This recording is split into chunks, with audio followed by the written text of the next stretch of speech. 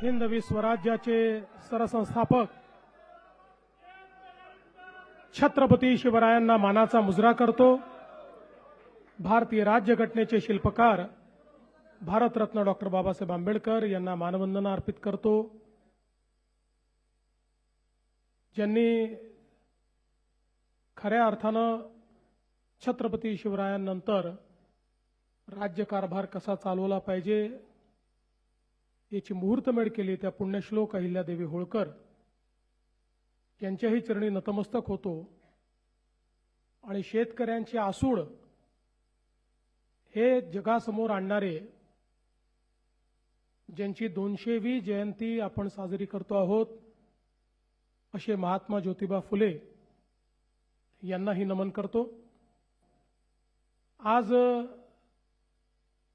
या कार्यक्रमामध्ये मंचावर उपस्थित असलेले आपले प्रदेशाध्यक्ष माननीय रवींद्र चव्हाण साहेब, महाराष्ट्राचे कृषी मंत्री माननीय दत्ता मामा भरणेजी, अनिल बोंडेजी, अशोक उईकेजी, संजय कुटेजी, रामकृष्ण बेताळजी, प्रवीण दरेकरजी, रणधीर सावरकरजी, चित्राताई वाघ, तमिळ सेल्वनजी, रवींद्र अनासपुरेजी, या ठिकाणी उपस्थित सन्माननीय नारायण कुचे, अभिमन्यूजी पवार, सुलभाताई गायकवाड, चरणसिंग ठाकूर, प्राजक्त तनपुरे, सुनीलजी कर्जतकर, बंटी भांगडियाजी, डॉक्टर सुरेश खाडे, प्रकाश भाऊ भारसाकळे, प्रशांत बंबजी, डॉक्टर भागवत कराड, सुहास शिरसाट, धैर्यशील पाटील, उपस्थित सर्व मान्यवर आणि या ठिकाणी महाराष्ट्राच्या विविध भागातून आलेले आमचे सर्व शेतकरी बांधव आणि भारतीय जनता पार्टी किसान मोर्चाचे पदाधिकारी भगिनी आणि बंधूंनो, मी सर्वप्रथम आपल्या सर्वांचे अतिशय मनापासून आभार मानतो की आज आपण या ठिकाणी माझ्या सत्काराचा कार्यक्रम आयोजित केला। खरं म्हणजे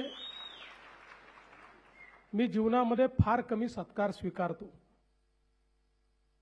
शक्यतोवर सत्कारांपासून दूर राहतो, पण ज्यावेळी किसान मोर्चाने आम्हाला सत्कार करायचा आहे असं सांगितलं त्यावेळी मला एक संधी दिसली की या निमित्ताने महाराष्ट्रातल्या शेतकऱ्यांशी संवाद करता येईल, 2 गोष्टी त्यांच्यापर्यंत पोहोचवता येतील आणि म्हणून मी हा सत्कार स्वीकारला। आणि मी विचारलं कुठे घेणार, म्हणाले आम्हाला मुंबईला घ्यायचं आहे। अरे मी म्हटलं तुम्ही शेतकऱ्यांचा कार्यक्रम घेताय आणि मुंबईला घेताय, तुम्हाला घ्यायचा असेल तर कुठल्या तरी विभागात घेऊया। पण आमचे अध्यक्ष आणि संजय कुटेजी यांनी मला असं सांगितलं की महाराष्ट्राच्या राजधानीमध्ये येऊन आमच्या शेतकऱ्यांना प्रातिनिधिक स्वरूपात का होईना पण हा सत्कार मुंबईमध्येच करायचा आहे। मी त्यांना हो म्हटलं आणि आज हा सत्कार आपण केला। मी अतिशय विनम्रपणे हा सत्कार माझ्या वतीनं, ज्यांनी मला या संपूर्ण कार्यात मदत केली ते माझे दोन्ही उपमुख्यमंत्री माननीय एकनाथराव शिंदेजी, सुनेत्राताई पवार, आमचे कृषी मंत्री आणि संपूर्ण मंत्रिमंडळाच्या वतीनं आपला हा सत्कार मी या ठिकाणी स्वीकारतोय आणि या सर्व शेतकरी बंधू भगिनींचे मी अतिशय मनापासून आभार मानतो। खरं तर पहिल्यांदाच असं घडलं असेल की कर्जमाफीचा निर्णय कुठलीही निवडणूक डोळ्यासमोर नसताना घेण्यात आला। मागच्या निवडणुकीमध्ये आपल्या जाहीरनाम्यात शेतकऱ्यांना कर्जमाफी देण्याचं आश्वासन आपण दिलं होतं आणि त्यानंतर खूप चांगल्या पद्धतीनं संपूर्ण महाराष्ट्रामध्ये अभूतपूर्व अशा प्रकारचं यश आपल्याला मिळालं। त्यानंतर नगरपालिकेच्याही निवडणुका झाल्या, महानगरपालिकेच्याही झाल्या, जिल्हा परिषदेच्याही झाल्या। सगळ्या निवडणुकांमध्ये भारतीय जनता पार्टी आणि महायुतीला महाराष्ट्राच्या जनतेने भरभरून दिलं आणि न भूतो अशा प्रकारचं मॅन्डेट, अशा प्रकारचा विजय आपल्याला मिळाला. केवळ राजकीय विचार केला असता तर समोर आता कुठली निवडणूक उरलेली नाही. त्यामुळे आता पुन्हा 2029ला लोकांसमोर जायचं आहे.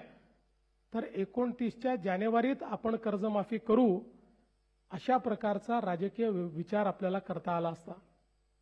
पण आपल्याकरता कर्जमाफी असेल, शेतकऱ्यांच्या हिताचे निर्णय असतील, हा कुठलाही निर्णय राजकारणाशी संबंधित नाहीये. राजकारण आपल्या जागी आहे, ते आपण करतो, ते करावंही लागेल. पण शेतकऱ्याचं हित बघत असताना कुठल्या गोष्टीमध्ये शेतकऱ्यांना कधी कुठला निर्णय हिताचा असेल याचा विचार करून तो निर्णय घेतला पाहिजे. आणि म्हणून अनेक लोकांना असं वाटत होतं की सरकार निर्णय करणार नाही, आपण आंदोलनं करू, आपलं दुकान चालू राहील, आपल्याला प्रसिद्धी मिळत राहील. परंतु त्यांना हे माहिती नव्हतं, हे महायुतीचं सरकार आहे, हे शेतकऱ्यांच्या देवाभाऊचं सरकार आहे.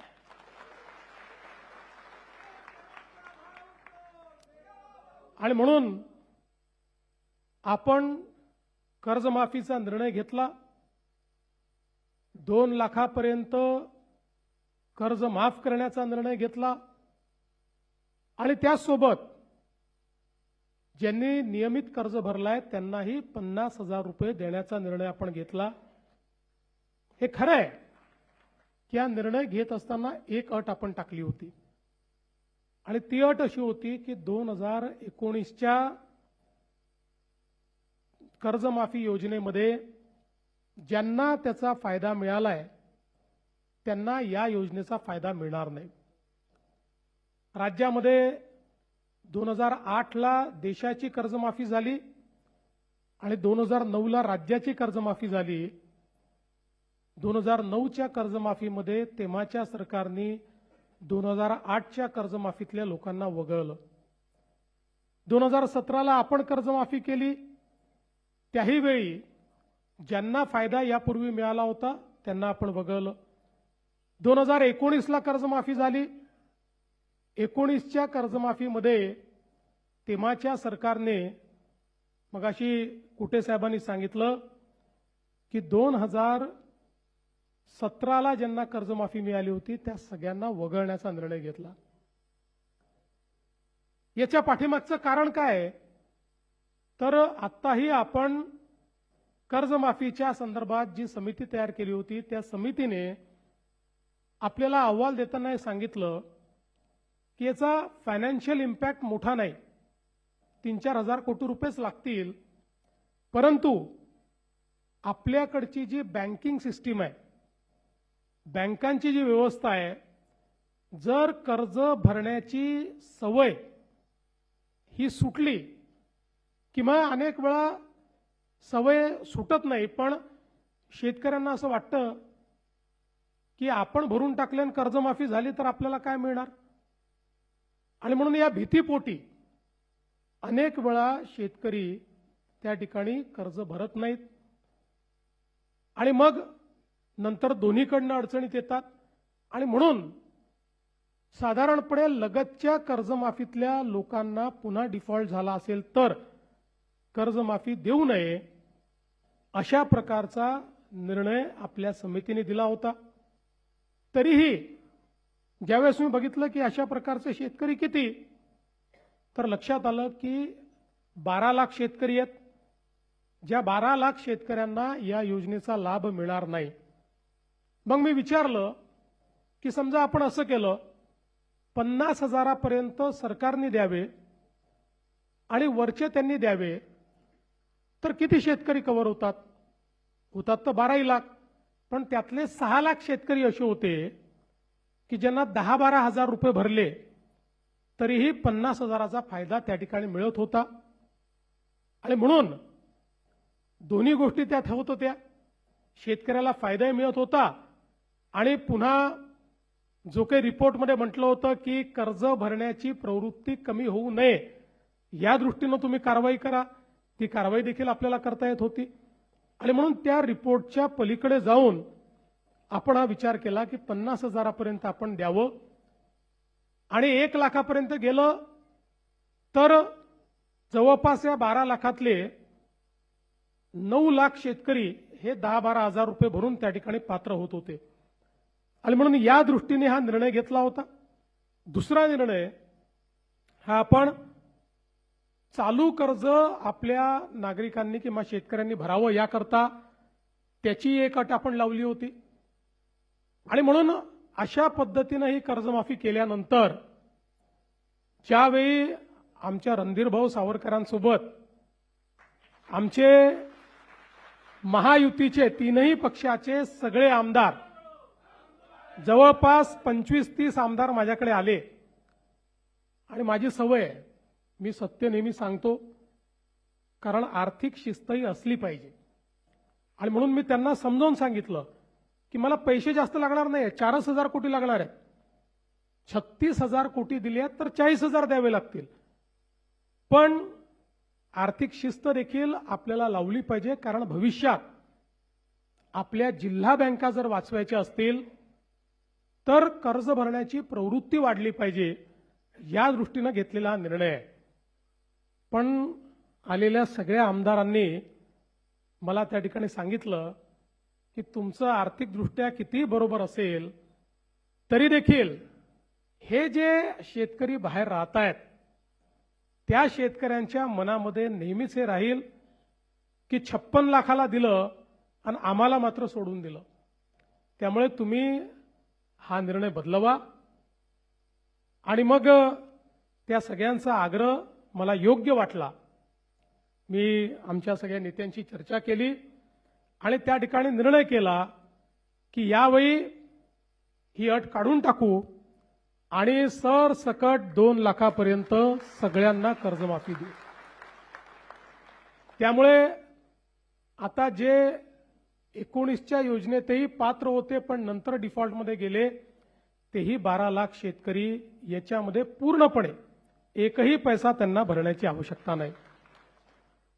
दुसरं महत्त्वाचं आपण केलं, ज्याचा उल्लेख कुटे साहेबांनी केला होता, की उद्धवजींच्या कर्जमाफीमध्ये 2,01,000 रुपया एवढं जरी तुमचं कर्ज झालं तरी तुम्हाला एकही पैसा मिळाला नाही, एकही नाही.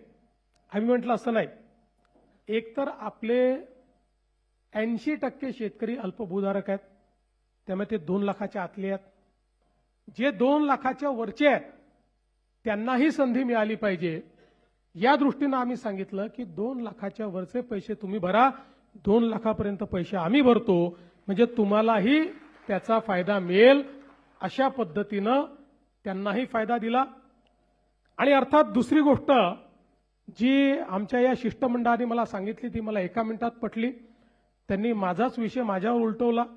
ते म्हणाले तुम्हीच घोषित केलाय अल निनोचं वर्ष आहे, मग अल निनोच्या वर्षामध्ये जर शेतकऱ्यांवर संकट आहे तर अशा वेळी तुम्ही जर चालू वर्षाचे पैसे भरा असं त्यांना सांगितलं तर शेतकऱ्यांवर हे नवीन संकट तुम्ही करताय. मी म्हटलं तुमचं म्हणणं बरोबर आहे. तात्काळ तीही अट आपण काढून टाकली.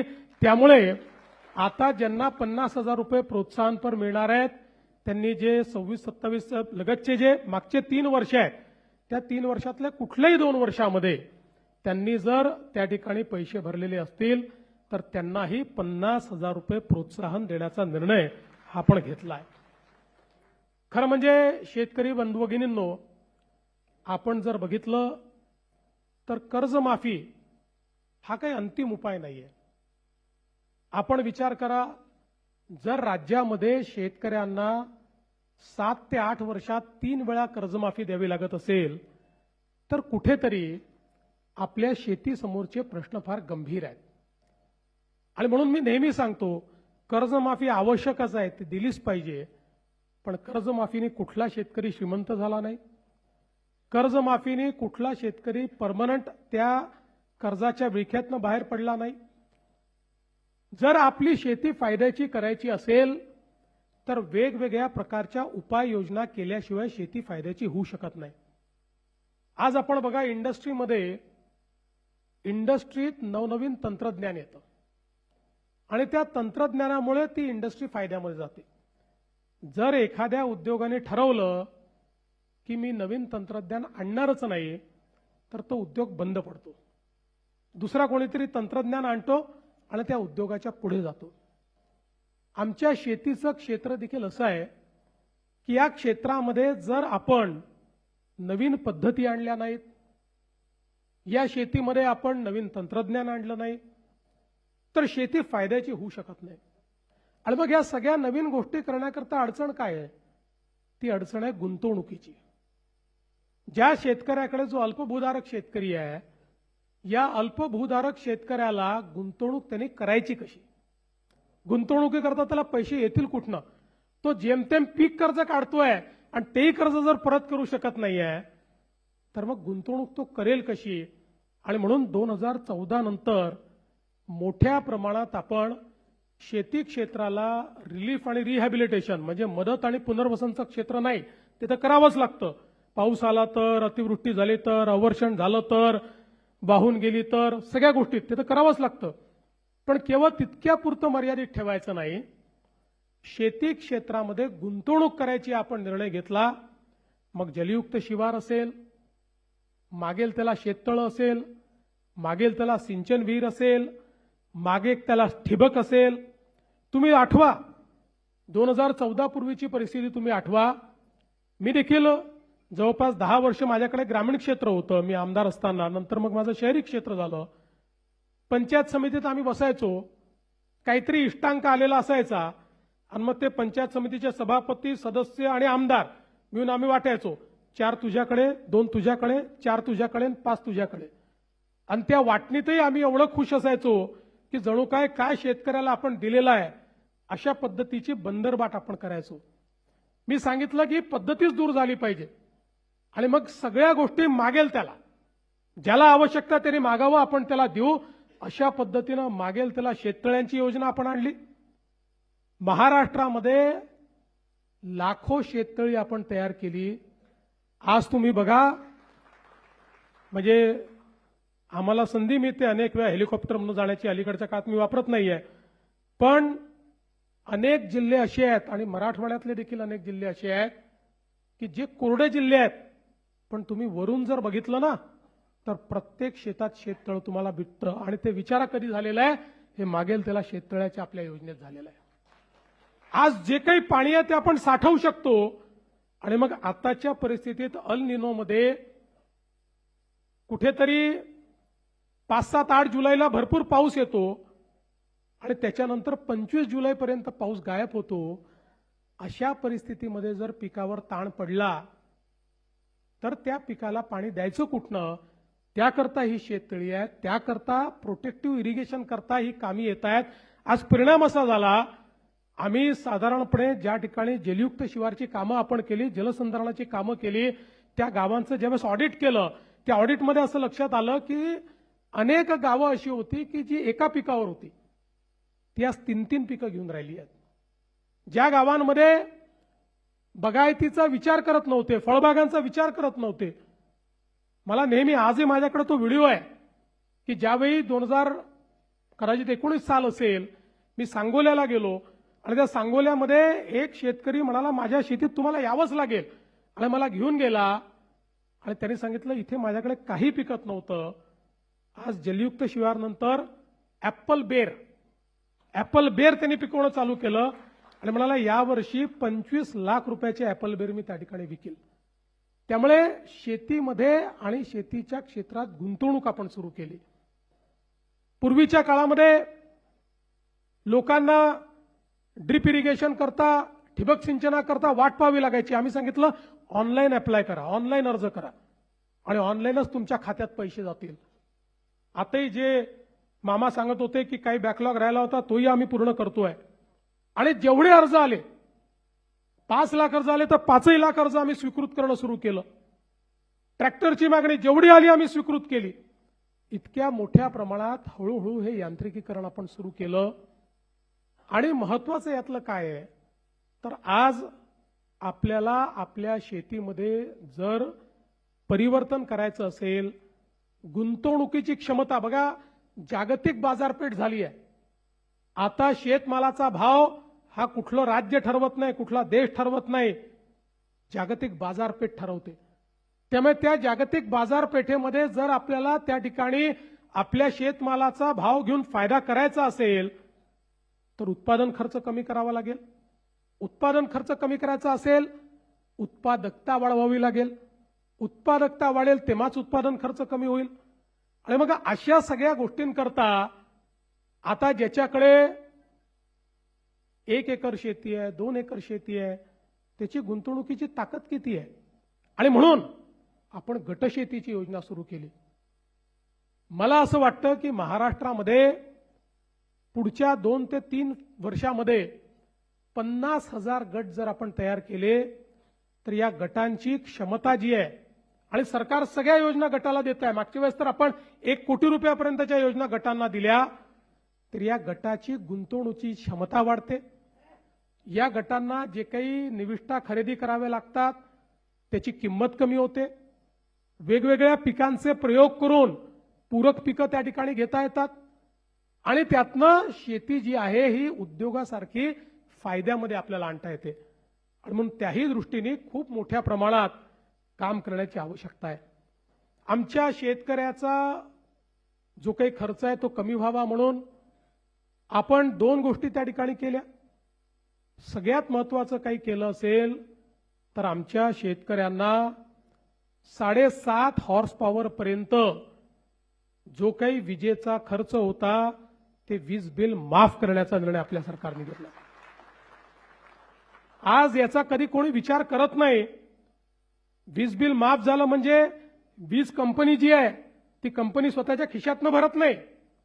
दरवर्षी 25,000 कोटी रुपये मी बजेटमधनं काढतो आणि त्या आमच्या वीज वितरण कंपनीला देतो. कारण ते जर दिले नाही तर MERC सांगते की जे इतर ग्राहक आहेत त्या सगळ्या ग्राहकांवर हे 25,000 कोटी लोड करा, त्यांचं विजेचं बिल वाढवा आणि त्यांच्या खिशातनं ते वसूल करा. आणि म्हणून दरवर्षी 25,000 कोटी रुपये हे आपण वीज बिल माफीच्या पोटी देतो.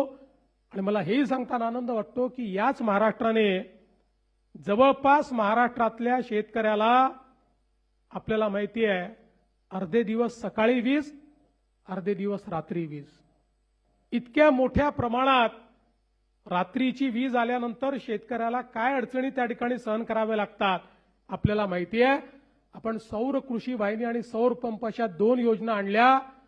मला सांगताना अभिमान वाटतो की जे आम्ही सांगितलं आज राज्यातल्या 76% शेतकऱ्यांना आम्ही दिवसा वीज देतो आणि आमचा प्रयत्न हे वर्ष संपता 100% शेतकऱ्यांना दिवसा वीज आम्ही देऊ. आणि 8 तास आम्ही देतो. 10 तास जायचंय, नंतर 12 तास जायचंय. दिवसा 12 तास आमच्या शेतकऱ्यांना त्या ठिकाणी मोफत वीज देण्याचा निर्णय आम्ही करतो. आणि आता याच्याही पेक्षा एक अजून चांगला निर्णय जो आज मी जाहीर करणार आहे. आपल्याला कल्पना आहे की 7.5 हॉर्स पॉवर पर्यंत आता तुम्हाला बिल येत नाही, पण तुमच्या प्रत्येकाच्या नावाने जुनं बिल आहे. प्रत्येकाच्या नावाने आहे, ते खात्यात आहे, लिहून ठेवलं आहे. कधीतरी वसुलीला येऊ शकतं आणि कुठलंही दुसरं कनेक्शन घ्यायचं झालं तर तो लाईनमन चेक करतो, तुमच्यावर तर आहे जुनं बिल, मिळत नाही तुम्हाला. आणि म्हणून आता मी हा निर्णय घेणार आहे की 7.5 हॉर्स पॉवर पर्यंतचं जे जुनं बिल आहे 48,000 कोटी रुपयाचं जुनं बिल वसूल करायचं आहे. ते 48,000 कोटी रुपयाचं जुनं बिल आम्ही माफ करणार आहोत.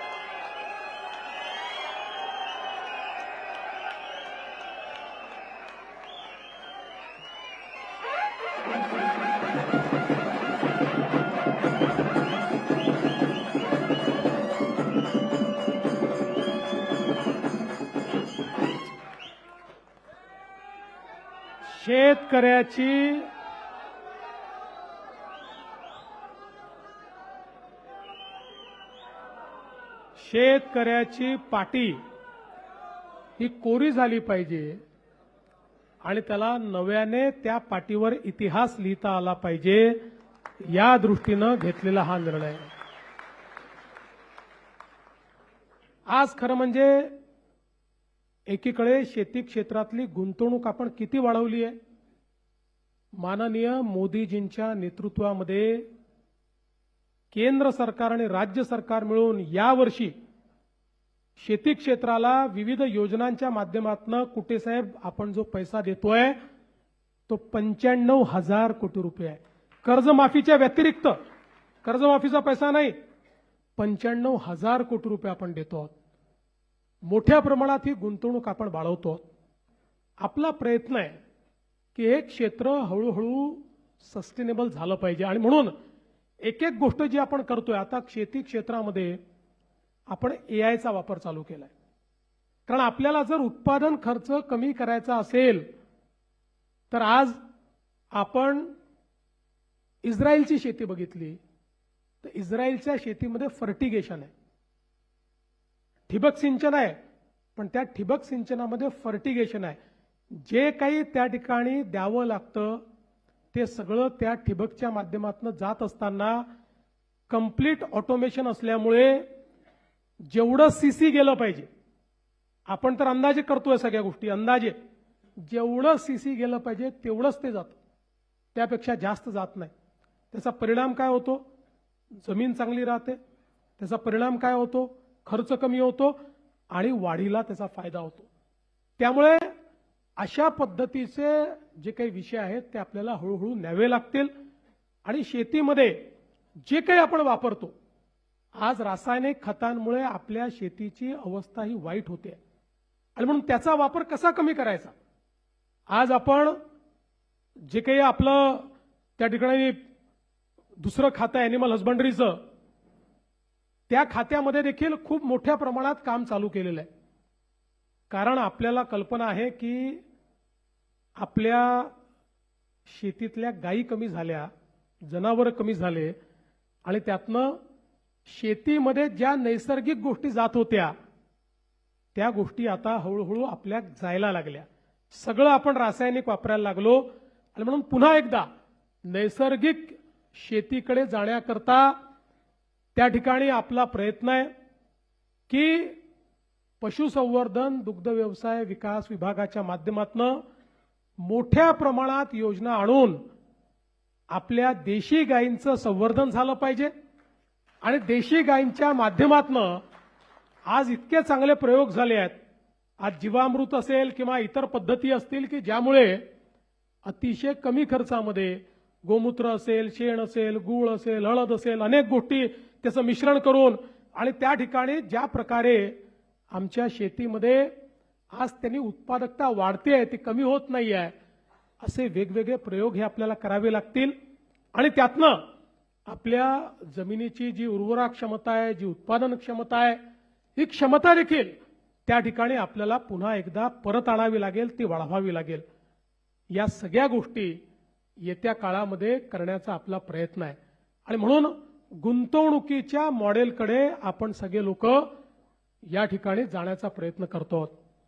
खरं म्हणजे मी कधी फार सांगत नाही, पण मीही शेतकऱ्याचाच मुलगा आहे. माझ्या घरी वडिलोपार्जित शेती आहे. माझे वडील स्वतः शेतकरी होते. आजही माझी शेती माझ्या गावामध्ये आहे. कोणी जाऊन पाहिलं तर माझ्या शेतीमध्ये आजही त्या ठिकाणी धानाची शेती होते.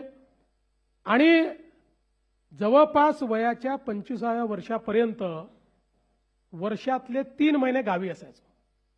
वर्षातले 3 महिने मी गावी असायचो. माझ्या गावातले मित्र अजूनही आहेत.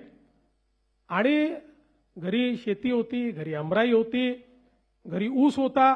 आमच्याकडे कारखाने वगैरे काही नव्हते मामा, त्यामुळे आम्ही ते कढईमध्ये त्या ठिकाणी गूळ तयार करायचो त्याच्यातनं. त्यामुळे गुऱ्हाळ होतं आमच्याकडचं. त्या गुऱ्हाळामध्ये ते गूळ तयार करायचं, त्याची राब काढायची, ती राब नंतर मटकीमध्ये ठेवायची, मग ती राब खायची.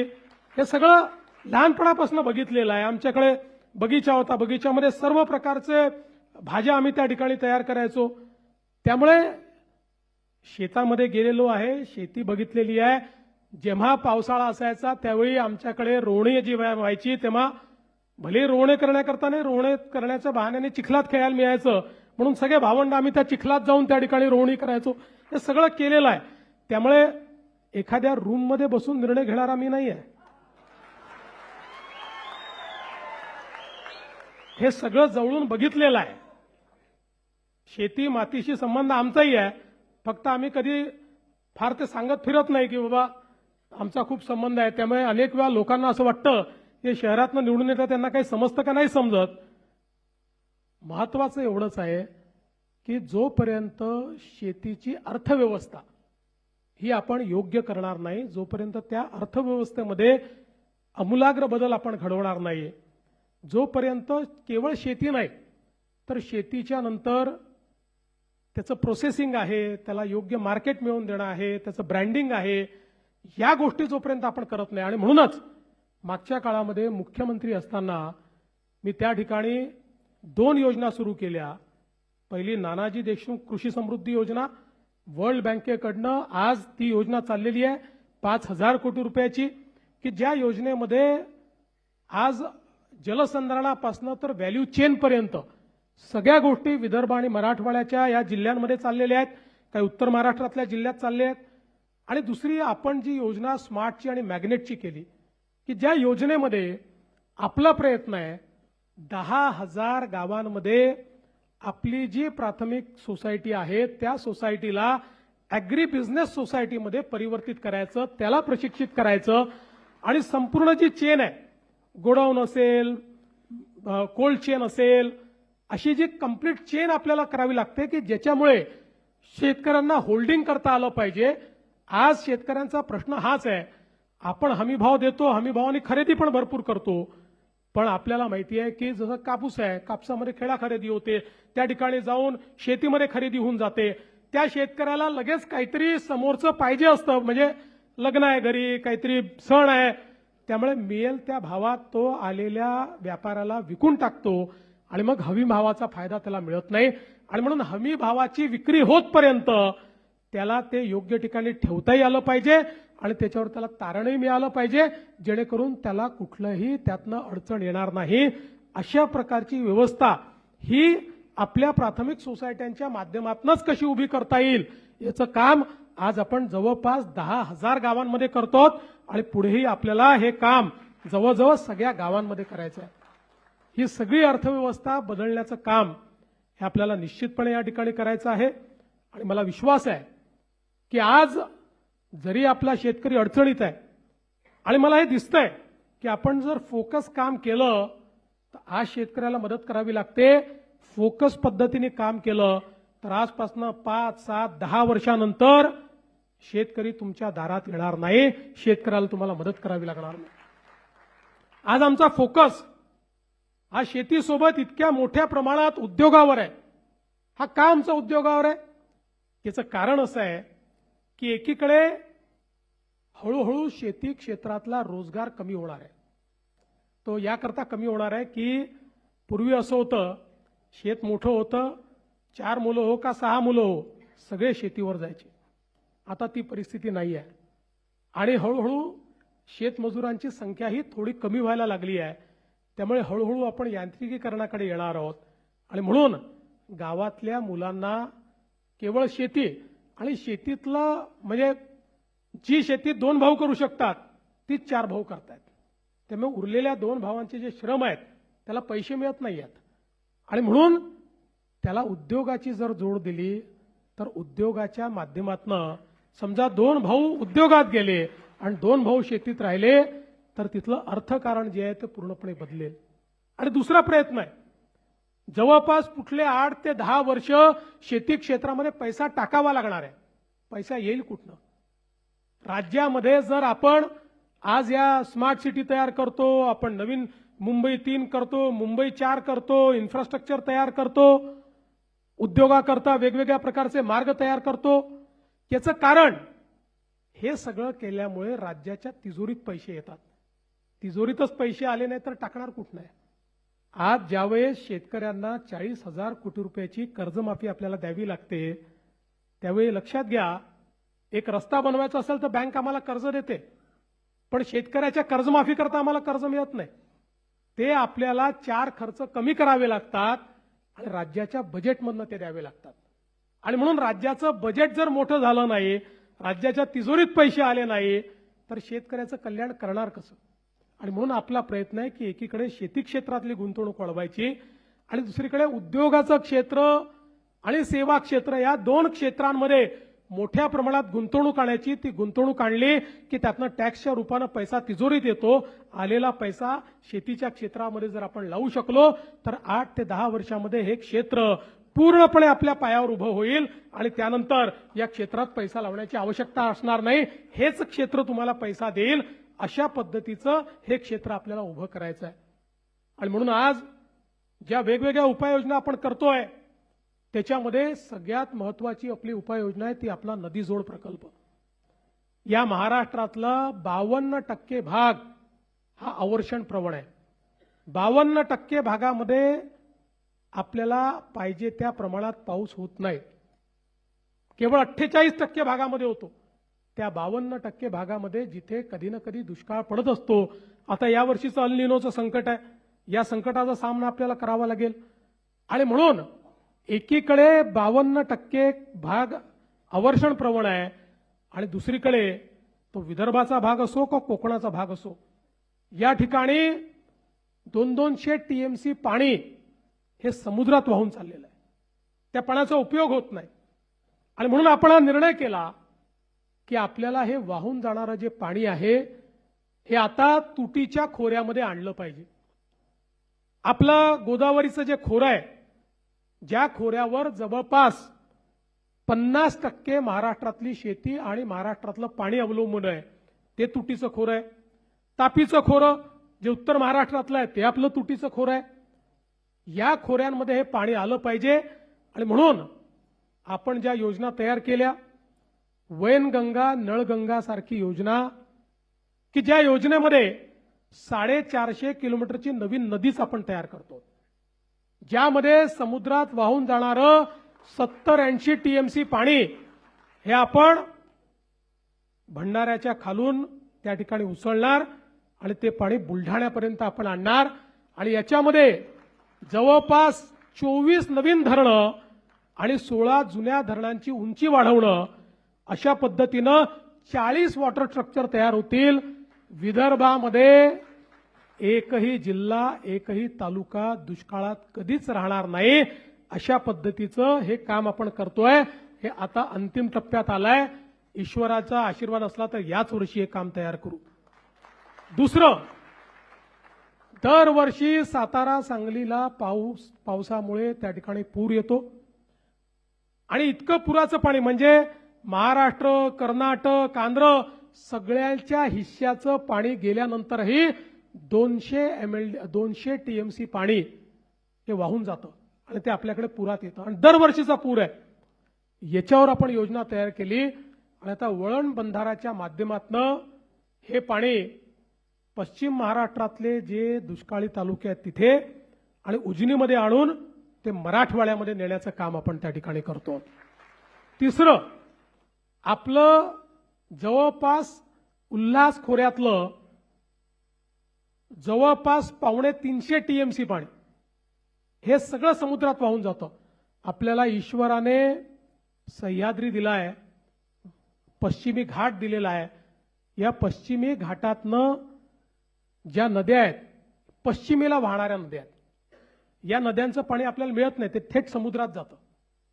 हे सगळं समुद्रात जाणारं पाणी उचलायचं आणि उचलून वेगवेगळ्या स्ट्रक्चरच्या माध्यमातून ते गोदावरीच्या खोऱ्यात आणायचं, काही तापीच्या खोऱ्यामध्ये आणायचं आणि त्या माध्यमातून उत्तर महाराष्ट्र आणि मराठवाडा हा पूर्णपणे दुष्काळमुक्त करायचा. अशा पद्धतीचं काम आपण हातामध्ये घेतलं. लोकांना वाटायचं, मी ज्यावेळेस 2014-15 साली म्हणायचो की हे केवळ भाषणात आहे, हे होऊ शकत नाही. पण मी जीवनात हे शिकलो आहे की स्वप्न पाहायचे आणि स्वप्न पूर्ण करायचे. केवळ स्वप्न पाहून चालत नाही. ज्यावेळेस समृद्धी महामार्गाचं स्वप्न बघितलं त्यावेळेसही लोकांनी वेड्यात काढलं होतं. होणार कसं, पैसा येणार कुठनं. आज एक समृद्धी महामार्ग नाही, असे अनेक मार्ग आपण तयार करतो. आज आपण जवळपास या महाराष्ट्रामध्ये जी कामं सुरू आहेत ती 6 लाख कोटीची आहेत आणि जी सुरू करणार आहोत ती अजून 6 लाख कोटीची आहेत. आता या ज्या लिंक्स आहेत या सगळ्या लिंक्स मिळून जवळपास 2.5 लाख कोटी रुपये त्याकरता लागणार आहेत. लोक विचारतात येतील कुठनं. मी म्हटलं बघत राहा, येतील. हे शेतकऱ्यांचं काम आहे, पैसा येईल. आणि यावर्षी या सगळ्या लिंक्स हळूहळू करून आम्ही सुरू करू आणि एकदा या लिंक जर झाल्या तर महाराष्ट्रामध्ये कुठलाही भाग हा आपल्याला दुष्काळी दिसणार नाही. आपल्या पिढीने दुष्काळ बघितला, पुढची पिढी दुष्काळ पाहणार नाही. अशा पद्धतीनं महाराष्ट्राचं कार्य हे आपण हातामध्ये घेतलं आहे. आणि म्हणून बंधू भगिनींनो, खरं म्हणजे सांगण्यासारख्या गोष्टी खूप आहेत, पण आपल्याला एवढंच सांगू इच्छितो की या क्षेत्राकडे आम्ही केवळ शॉर्ट टर्म म्हणून उद्याचा विचार या पद्धतीने पाहत नाही, तर गेल्या 10 वर्षामध्ये जितके वर्ष मला संधी मिळाली त्या संधीमध्ये लॉंग टर्मचा विचार, भविष्यातला विचार हा डोळ्यासमोर ठेवून या क्षेत्रातलं परिवर्तन करण्याचा प्रयत्न आपला आहे. टीका करणारे टीका करतात. तुम्हाला तर माहिती आहे सगळ्यात जास्त टीका सहन करण्याची क्षमता माझ्यामध्ये आहे. माझ्या एवढी टीका तर कोणीच सहन केली नाही. पण मी नेहमी एक गोष्ट सांगतो, टीका करणाऱ्याला कोणी लक्षात ठेवत नाही, जो कर्तृत्व करतो त्यालाच लोक लक्षात ठेवतात. आपण केलेली जी कामं आहेत ही कामच इतिहासामध्ये जिवंत राहतात. व्यक्ती जिवंत राहत नाही आणि टीका करणारा तर वर्षभरापेक्षा जास्त त्याला कोणी लक्षात ठेवत नाही. आणि म्हणून या सगळ्या कामांच्या माध्यमातून महाराष्ट्रातलं कृषी क्षेत्र बदललं, शेतकऱ्यांचं जीवन बदललं, अशा प्रकारचा आपला प्रयत्न आहे. आणि आज त्याच निमित्ताने या सगळ्या गोष्टी आपल्यापर्यंत पोहोचवता यावा हा माझा स्वार्थ होता. आणि म्हणूनच आपण जो सत्कार घेतला त्या सत्कारामुळे मला देखील हे सगळं बोलण्याची, हा संवाद करण्याची संधी या ठिकाणी प्राप्त झाली. मी आपल्या सर्वांचे अतिशय मनापासून आभार मानतो आणि पुढेही आपण अशाच प्रकारे काम करत राहू हा विश्वास देऊन मी माझे 2 शब्द संपवतो. धन्यवाद. जय हिंद, जय महाराष्ट्र.